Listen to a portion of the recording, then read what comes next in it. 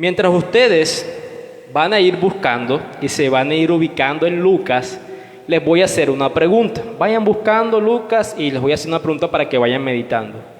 ¿Qué pasa en la mente de ustedes y en el corazón de ustedes cuando la tentación toca la puerta de su corazón? ¿Qué sucede con sus emociones? ¿En qué piensan y qué sienten cuando la tentación ha golpeado la puerta de ustedes? Y en este momento sé que muchas mujeres pueden estar pensando en la respuesta porque tienen la habilidad de buscar y de pensar, mientras nosotros los varones solo estamos concentrados en buscar.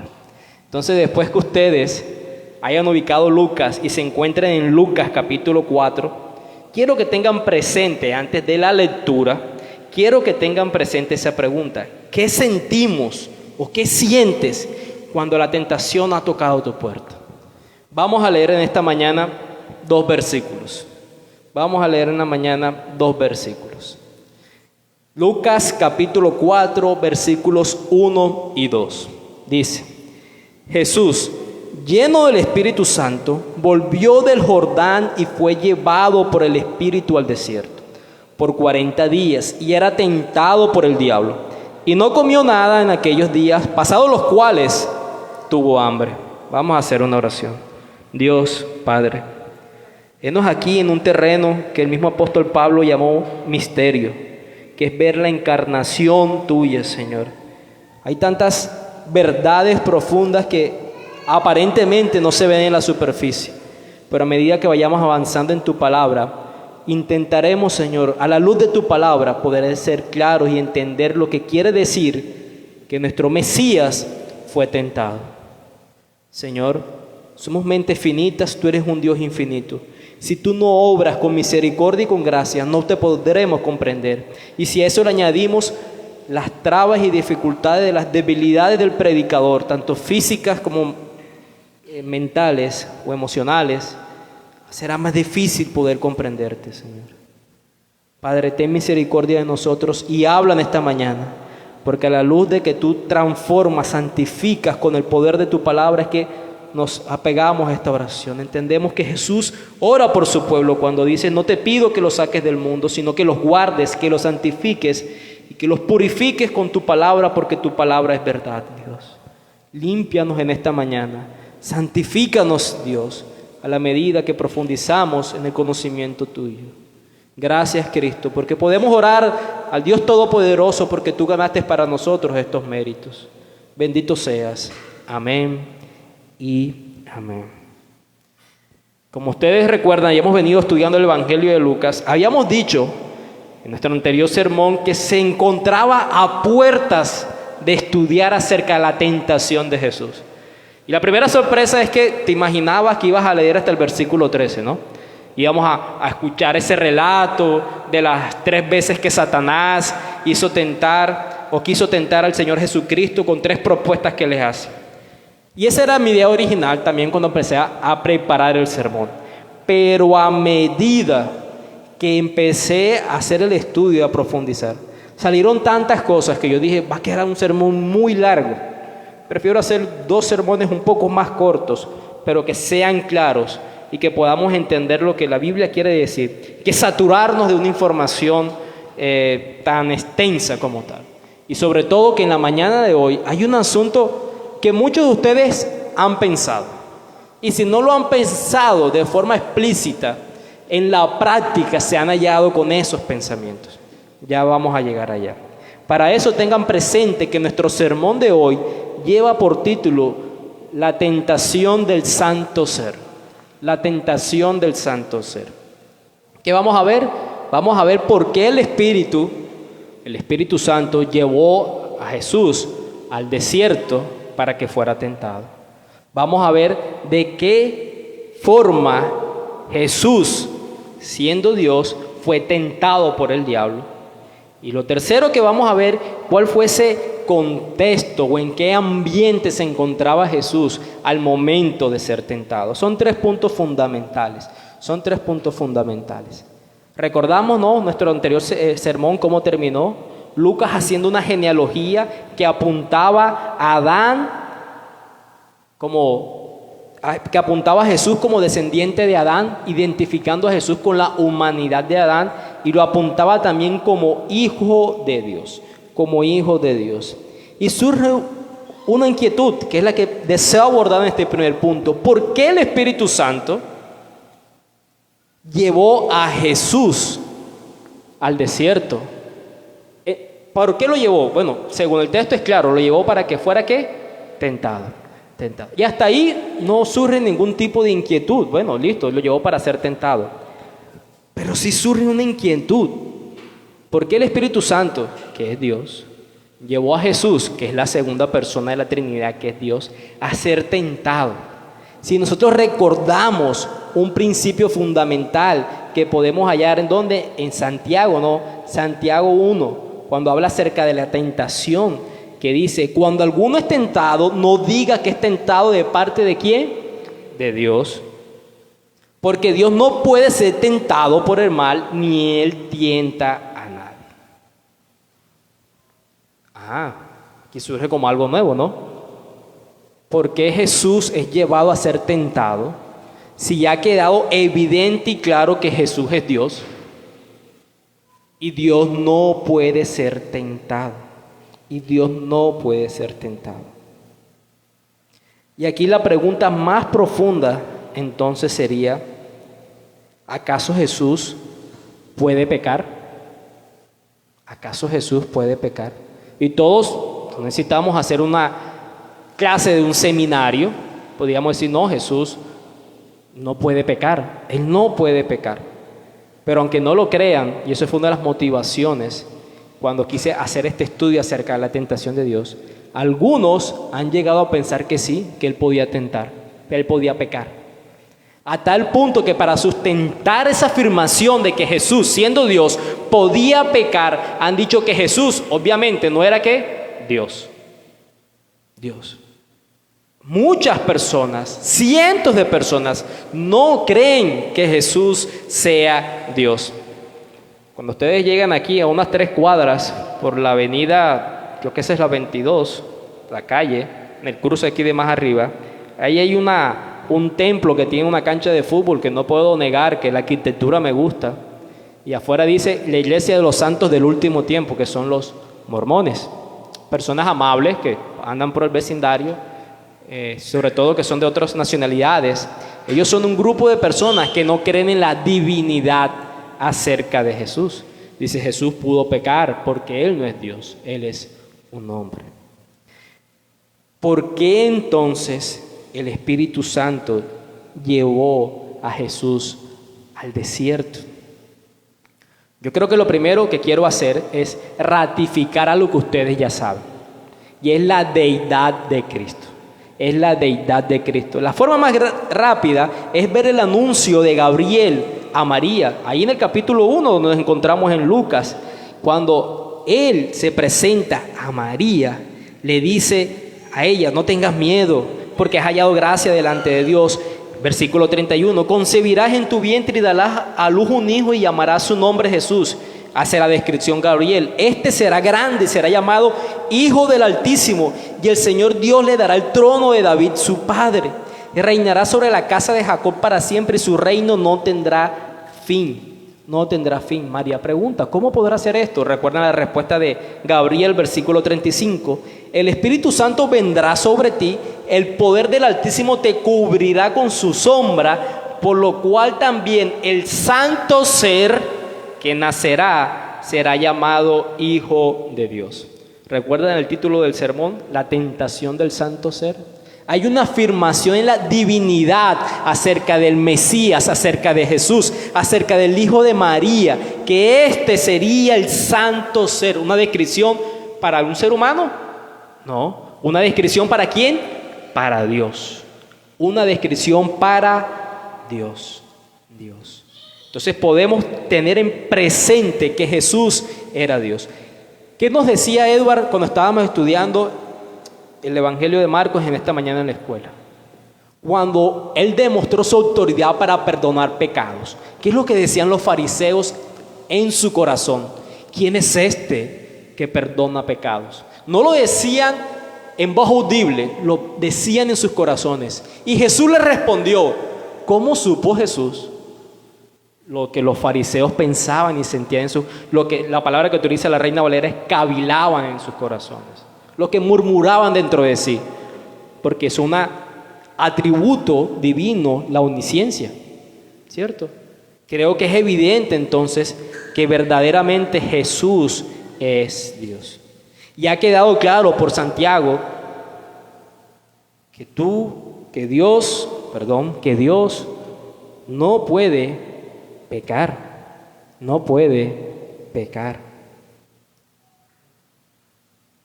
Jesús fue llevado al desierto no para saber si podía pecar.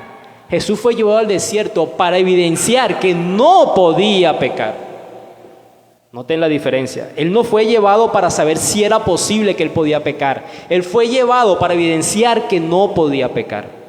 Cuando los ingenieros civiles diseñan, planifican, construyen alguna obra civil, por ejemplo, un puente que une dos espacios físicos y en el medio hay un río, un vacío, un abismo, construyen el puente para unir. ¿Por qué los ingenieros civiles prueban el puente? ¿Ellos prueban el puente para probar si se puede caer? No, ellos prueban para evidenciar que no se va a caer. Dios había anunciado que su Salvador, que su Hijo, el que nacería de María, era santo. Por lo tanto, lo puso en tentación en el desierto para evidenciar su santidad. No que fuera posible pecar, es que era imposible que él pecara. Y eso nos responde la pregunta. Él fue llevado al desierto para evidenciar su naturaleza divina. Este santo ser no podía pecar. ¿Cuánto tiempo estuvo en el desierto? 40 días. Nos dice Mateo, 40 días, 40 noches. Y aquí surge nuestro segundo punto. Era tentado por el diablo. Pastor, pero si él no podía pecar, ¿cuál sería la pregunta lógica? ¿Para qué hacerlo tentar? Si él no podía pecar, ¿para qué hacerle perder el tiempo y que cayera en tentación? ¿En qué contexto, de qué forma fue Jesús tentado por el diablo? Uno, no es un asunto imaginativo, es una realidad, es un hecho la narración de Lucas. Era tentado por el diablo, es una afirmación categórica, es un hecho. ¿De qué forma Jesús pudo ser tentado si Él era Dios? Lo primero que tenemos que decir, que porque tú seas tentado no significa que tú puedas pecar, ¿cierto? Eso no solamente aplica a Jesús, sino a los cristianos. Los cristianos podemos ser tentados y no caer en tentación o no caer en pecado.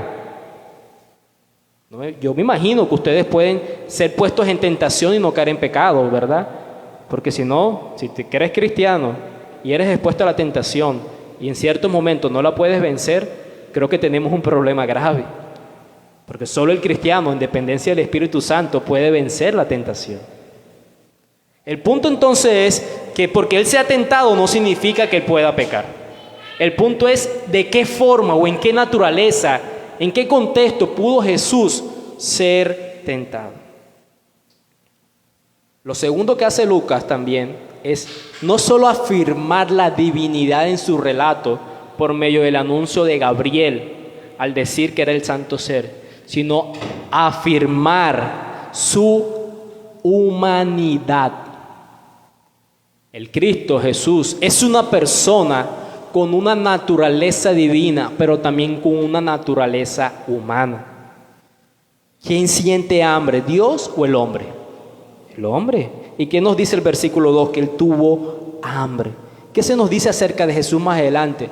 Tuvo compasión, tuvo sed, tuvo cansancio, tuvo aflicción en su alma, como el versículo que nos comentaba la hermana Yanera en esta mañana, que está en relación también con Lucas 12, versículo 50. Miren cómo dice Lucas 12, versículo 50. De un bautismo tengo que ser bautizado, y cómo me angustio hasta que se cumpla. Mi alma siente angustia. ¿Quién sentirá angustia? ¿Dios o el hombre? ¿Quién sudará? ¿Dios o el hombre? ¿Y qué fue lo que sucedió en Getsemaní? tenía tanta preocupación y aflicción en su alma que su sangre se confundió con el sudor. Lucas es especialista en darnos detalles acerca de la naturaleza humana de Jesús.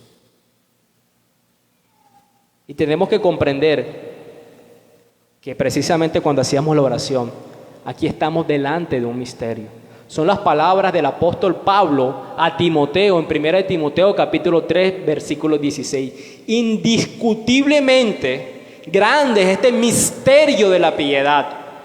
Dios se hizo carne. Hay muchos asuntos de un Dios que no puede pecar, pero que es expuesto a la tentación, que es un misterio para ti y para mí. Pero eso no significa que nos tengamos que amoldear a corrientes que nos separan de las verdades de que la Escritura dice. Y lo que la Escritura dice, que en la persona de Jesús existía en él una naturaleza divina y existía en él una naturaleza humana. ¿Qué quiere decir naturaleza? Es el conjunto y el sumo de todas estas cualidades que te hacen ser lo que tú eres. Era una persona divina con una naturaleza divina y era una persona humana. Era una persona divina que incorporó una naturaleza humana. Repito, él era una persona divina con una naturaleza divina y cuando se encarnó, incorporó a él una naturaleza humana. Solo en él habitaban estas dos naturalezas. Y sé que a nuestra mente racional es difícil de comprender estas dos naturalezas. Es esto a lo que se conoce como la unión hipostática, para los que quieran profundizar un poco más en el término. Esto siempre ha sido motivos para generar herejías, para hacer que las personas se extravíen de la verdad de las Escrituras. En el año 451 se celebró el concilio de Calcedonia, un concilio precisamente de la iglesia para ratificar la naturaleza humana y la naturaleza divina en Cristo, y donde se dice que ninguna de las dos se entremezclan y no por una afecta a la otra. ¿Cuál es la principal preocupación cuando las personas intentan explicar este tipo de asuntos, en especial relacionado con la tentación de Jesús en el desierto, la escena que tenemos delante de nosotros? Que algunos hablan tanto de la humanidad de Cristo que opacan su divinidad a tal punto que la llegan a negar, lo cual es una herejía. Juan nos dice que eso es una herejía, ¿no? El que no niega que el Hijo es Dios, el que niega, que el Hijo es Dios, es un hereje. Pero otros, en cambio, toman la otra postura. Engrandecen tanto la divinidad de Jesús que opacan, ¿qué? Su humanidad. Y se imaginan a Jesús en el desierto como ¿quién? Superman o un superhombre. Claro, él venció porque él es Dios. Y él fue tentado, y esa es la respuesta a la pregunta: ¿de qué forma el diablo pudo tentar a Jesús? Lo hizo en la humanidad, en la esfera de su naturaleza humana. En la esfera de su naturaleza humana. Las palabras más claras para eso las puedes encontrar ¿dónde? ¿Recuerdas? Hebreos. En Hebreos capítulo 2, por ejemplo, ¿qué nos dice acerca de él? En Hebreos capítulo 2 nos dice que por el versículo 14 nos dice: así que por cuanto los hijos participaron de carne y sangre, él también participó de lo mismo, para destruir por medio de la muerte al que tenía el imperio de la muerte, esto es, al diablo, y librar a todos los, porque el temor de la muerte estaban durante toda la vida sujetos a servidumbre, porque ciertamente no socorrió a los ángeles, sino que socorrió a la descendencia de Abraham. Es decir, él vino a salvar no a los ángeles, sino al hombre, por lo cual debía ser en todo semejante a sus hermanos, para venir a ser misericordioso y fiel sumo sacerdote en lo que a Dios se refiere, para expiar los pecados del mundo. Recuerden esa palabra, semejante a sus hermanos, participó igual que la humanidad en carne y en sangre. Pues en cuanto él mismo padeció siendo tentado, es poderoso para socorrer a los que son tentados. O ahí en el capítulo 4 de Hebreos, versículo 15, cuando dice: no tenemos un sumo sacerdote que no pueda compadecerse de nuestras debilidades, sino uno que ¿qué? Fue tentado en todo según ¿qué? Nuestra semejanza. Ok. Jesús como Dios, aún en su naturaleza humana, pudo ser tentado. Cuando dice Lucas que Jesús tuvo hambre era literal. Él estaba siendo, ¿cómo decirlo?, agobiado después de tantos días de ayuno, y en su humanidad él deseaba comer. La tentación en Jesús fue real. No podemos caer en el error de que porque Él es Dios, disminuir la realidad de su tentación. Tranquilos, llegará el momento de aplicaciones y podemos comprender un poco más. ¿Qué inquietud surge para nosotros en este punto? Ok, pastor, me has dado convencimiento. Él fue tentado en su humanidad. Inmediatamente, ¿qué pasa en tu mente y en la mía?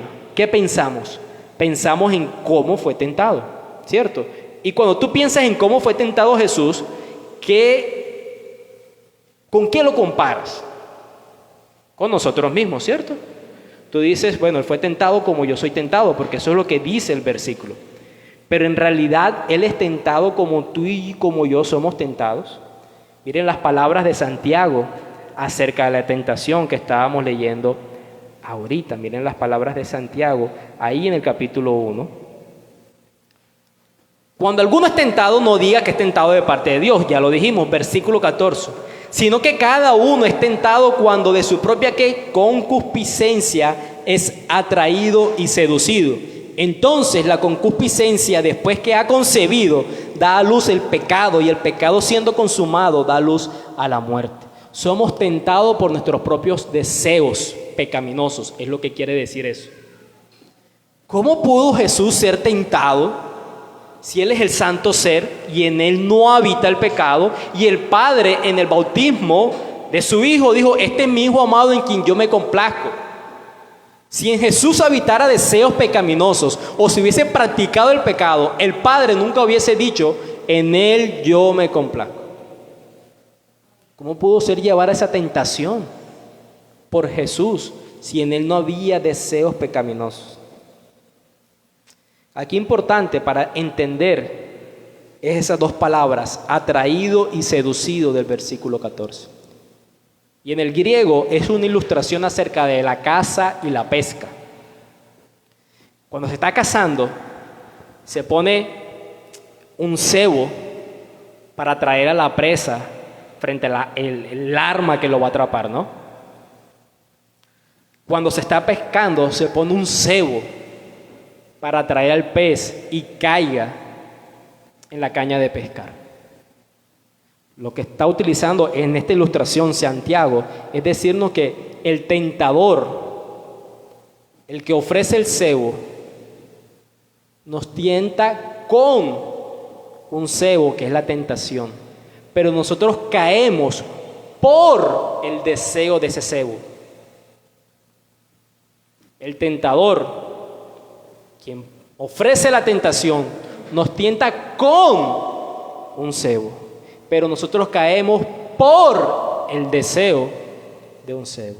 No es lo mismo ser tentado con que ser tentado por. ¿Qué sucede si tú pones el cebo y el pez no tiene deseo por ese cebo? Nunca cae, no cae. Para el tentador está ofreciendo una tentación porque está tentando con un cebo. Pero para el pez va a caer por su deseo por el cebo. Entonces tienes que comprender que la tentación de Jesús fue real, pero no es como la tuya, como la mía.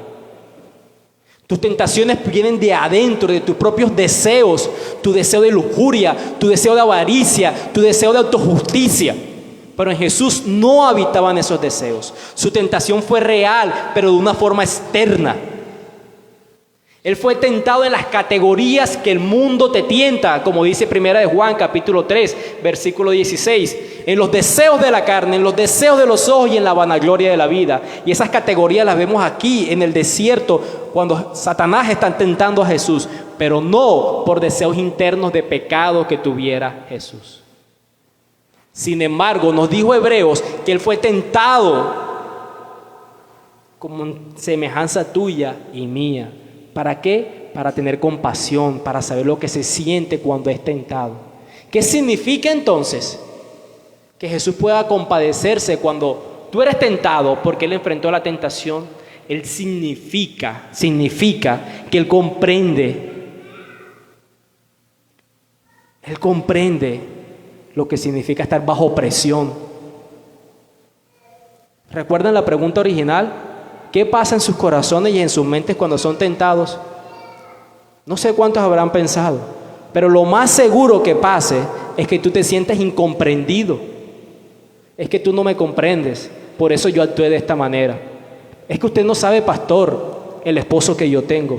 Es que usted no sabe, pastor, los padres que yo tengo. Obedecer a mis padres y actuar de esta forma es porque usted no comprende. ¿Y dónde no hallamos, o dónde es cuando más pensamos en la incomprensión cuando somos tentados? En Dios. Es que Dios no me entiende porque Él no pecó. Y es eso lógico. ¿Es eso lógico? Pongámoslo de esta forma. En un grupo de varones se hallan algunos siendo solteros o con novias, tentados con el deseo de tener relaciones antes del matrimonio. Uno de ellos pudo soportar 2 meses antes de casarse y cayó.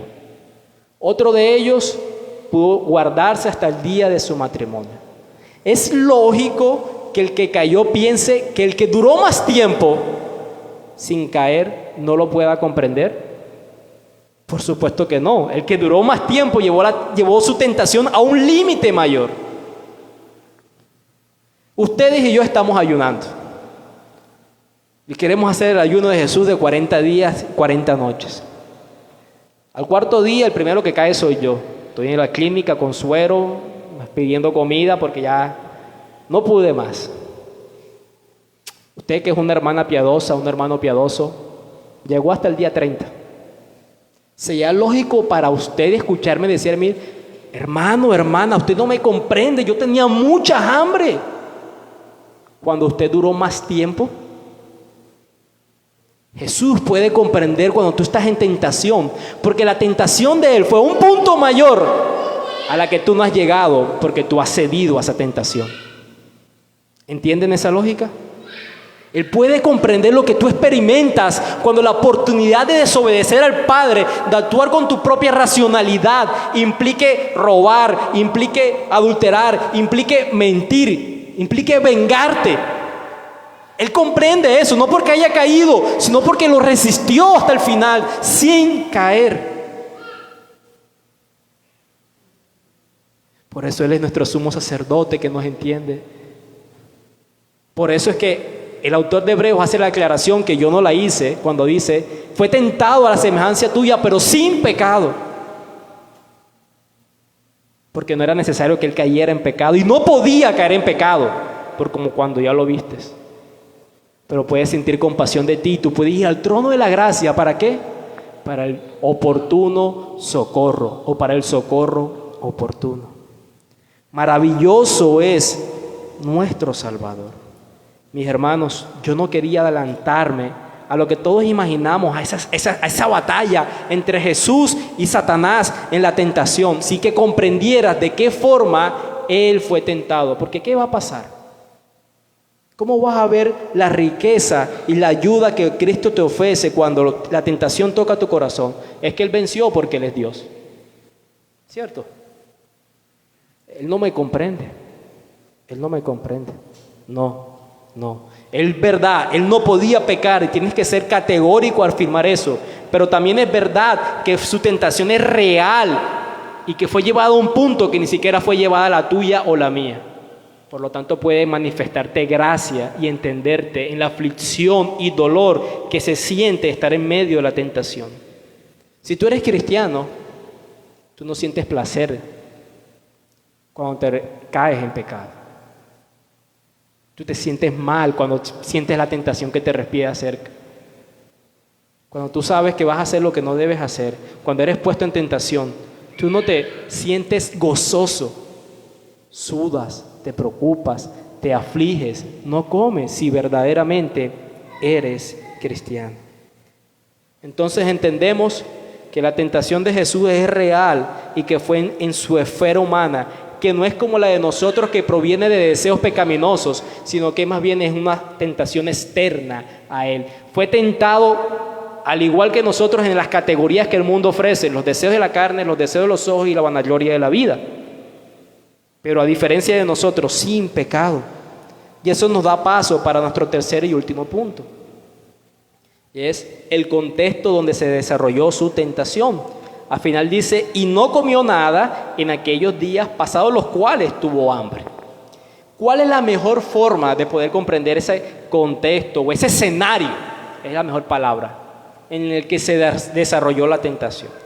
Recuerden lo que yo les dije de la astucia de Lucas, inspirado por el Espíritu Santo, de incluir la genealogía de Jesús después del bautismo y antes de la tentación. ¿Cuál era? Que ustedes y Teófilo, a quien dirige la carta, y yo pudiéramos ver una comparación entre entre Adán y Jesús.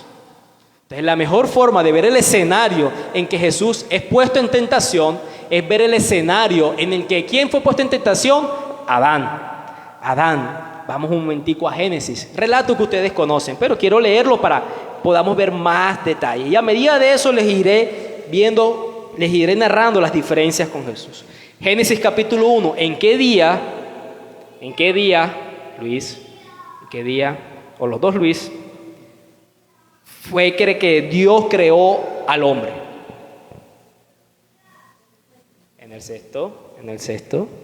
Entonces nos encontramos aquí en el sexto día.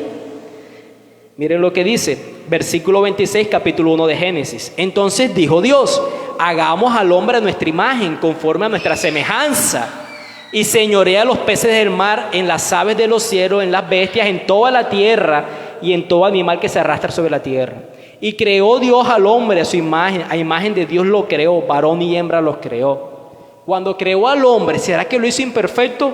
No lo creo, porque dice, versículo 31, y vio Dios todo lo que había hecho, y he aquí que era bueno en gran manera, y fue la tarde y la mañana el día sexto. Adán fue creado como un ser perfecto, sin deseos pecaminosos. Es decir, Adán fue puesto en tentación en una condición que ni tú ni yo hemos sido puestos en tentación.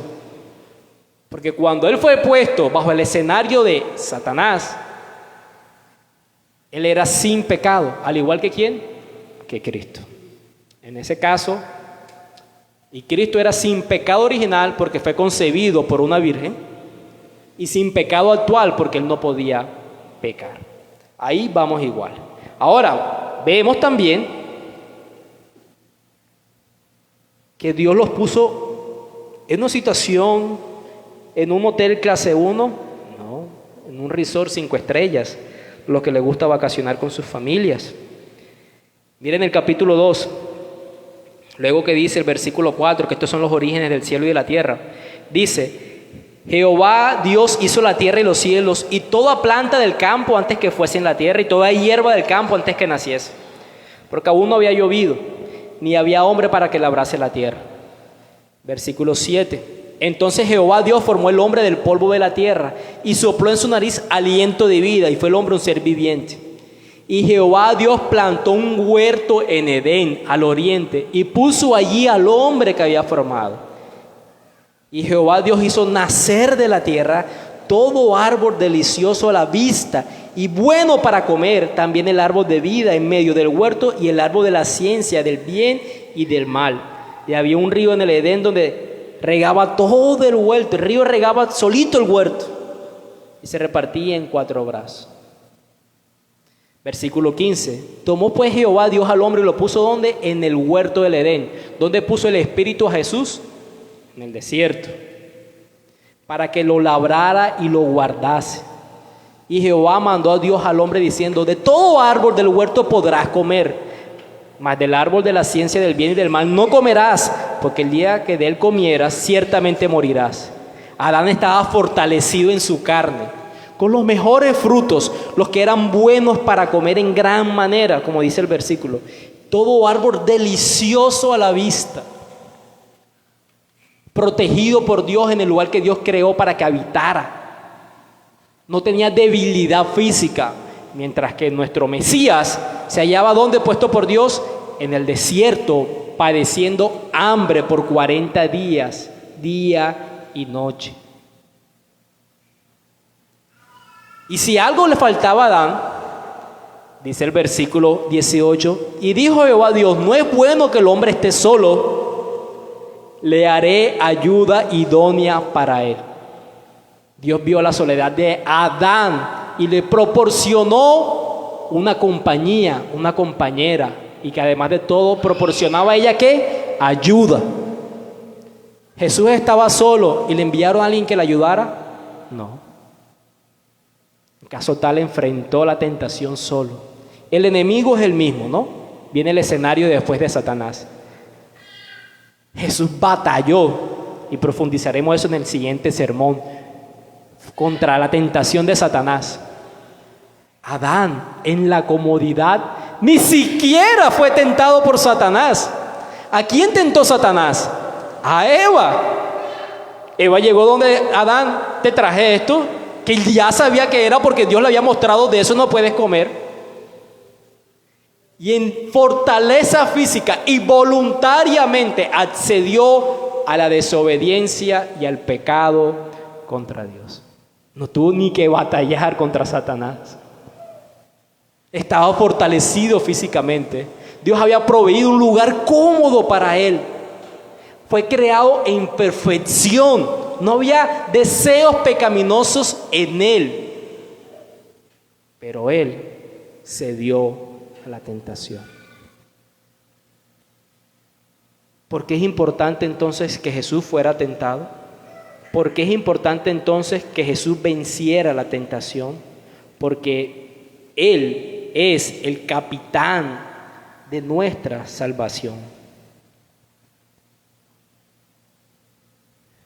Hebreos capítulo 2, versículo 10, porque convenía aquel por cuya causa son todas las cosas y por quien todas las cosas subsisten, que habiendo de llevar muchos hijos a la gloria, siendo el capitán quien nos mostraba el rumbo hacia la salvación, venciera, fue perfeccionado por aflicciones. Él es el autor de la salvación de ellos. Donde Satanás había vencido en el campo de batalla al primer hombre que nos representaba, el segundo Adán, el postrer Adán, tenía que vencer a Satanás para retribuirnos lo que Dios nos había dado, que era la vida eterna, la comunión con Dios. Jesús tenía que ser puesto en el mismo terreno, y peor aún fue puesto en desventaja en comparación con Adán, para garantizar lo que Dios había dado al hombre, la comunión con Él. Por eso dice el versículo 14, para destruir por medio de la muerte al que tenía el imperio de la muerte, esto es al diablo. ¿Sabes por qué tienes vida eterna? Porque Cristo venció donde Adán falló. ¿Sabes por qué puedes gozar de Dios? Porque Cristo venció donde Adán falló. ¿Sabes por qué puedes ser declarado como justo o inocente delante del tribunal de Dios? Porque Cristo venció donde Adán falló. Ese es el autor de tu salvación. Ese es el capitán de nuestra salvación. Ese es el Mesías que te llama a venir a Él. Ven en pos de mí. Ven en pos de mí. Ven en pos de mí. Porque todo el que viene a mí, yo nunca lo echo afuera. Y Él no vino por justos, Él vino por pecadores. No te justifiques en tu pecado delante de Él. Preséntate con un corazón contrito y humillado, que Él te perdonará. Con ese contexto en mente, ahora sí podemos comprender entonces la realidad de la tentación, de la batalla entre Satanás y Jesús. ¿Qué significó que para Él le dijera convierte la piedra en pan? ¿Qué significó que le dijera arrodíllate delante de mí y te concederé los reinos? ¿Qué significó que le dijera tírate que los ángeles te rescatarán? Fue una tentación real, soportada en su humanidad, aunque no fuera posible que Él pudiera pecar. Vamos a orar. Amado Dios, Señor Padre, gracias por permitirnos ver la realidad de tu palabra, Señor. El apóstol Pablo dice 1 Timoteo acerca de esta verdad, que grande es este misterio de la piedad, que Dios se hizo carne. Nuestra mente no puede racionalizar de qué forma, siendo Dios, fuiste tentado como hombre.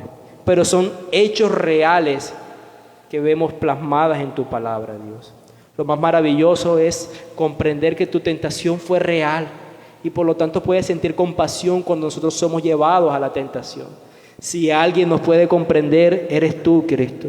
Si alguien nos puede comprender cuando somos acechados por Satanás, eres tú, Cristo. Gracias por vencer donde el hombre falló. Gracias por asegurarnos la comunión eterna con Dios, con tu victoria sobre la tentación y sobre Satanás, Señor. Podemos tener garantizados esa comunión que tanto añoramos con el Padre, porque tú nos las concediste y la ganaste para nosotros. Bendito seas, Cristo. Recibe gloria y recibe honra. Amén y amén.